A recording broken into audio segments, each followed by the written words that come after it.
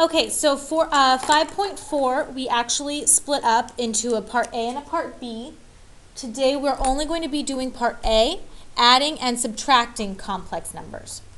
So complex numbers have a standard form. In general, it's A plus BI. A and B are going to actually be numbers. So it's going to be a number plus a number times I. The A is the real part of the number. So it's an integer. It's an actual number. It's the real part. The BI is the imaginary part. And it's the imaginary part because it has that I attached to it. We always put the real part first and the imaginary part second. So you need to make sure that the I is always in the back. And sometimes we're going to be working with them when we have parentheses around them. So this is actually represents one complex number. It's called a complex number because it has a real part and an imaginary part. So for example 1, we are just adding these two things together. And remember, when we are adding and subtracting complex numbers, we can only add the real parts with real parts and imaginary parts with imaginary parts. So it kind of works as like terms. So in example 1, 8 minus I plus 5 plus 4I, we have an invisible 1 in front of the parentheses, and we want to distribute that into the parentheses.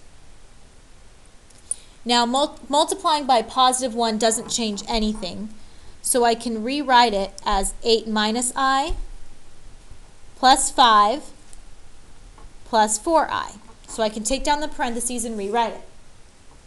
And now it's simply a matter of combining like terms. So 8 plus 5 gives me 13, and negative I plus 4I gives me positive 3I.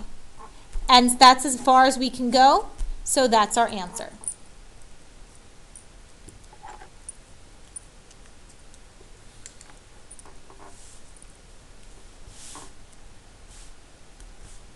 Example 2 is exactly the same. We have an invisible 1 and we want to distribute it, but that doesn't change the value of anything. So we get 7 minus 8I plus 8 plus 9I. Let's combine like terms. We combine the real parts. 7 plus 8 gives us 15. And then negative 8I plus 9I gives me plus 1I, or just plus I.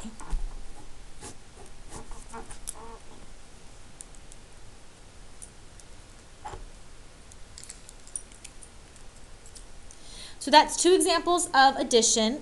Let's do an example, or a couple examples of subtraction. So example 3, we have 7 minus 6I minus 3 minus 7I. So there's that invisible 1, and we want to distribute it, which gives me 7 minus 6I minus 3 plus 7I. Now let's combine the like terms. The real part, 7 minus 3 gives me 4, and the imaginary part, negative 6I plus 7I gives me positive 1I.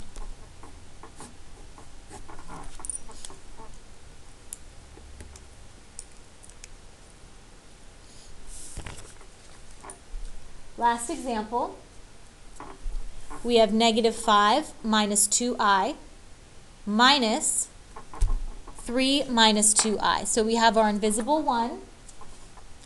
Let's distribute it. So that gives me negative 5 minus 2I minus 3 plus 2I. And then we can combine like terms. I have negative 5 minus 3. That gives me negative 8. And then negative 2I plus 2I. That actually gives me plus 0I. Now 0 times anything, even if it's an imaginary number, it still comes out to 0. So our answer ends up being negative 8.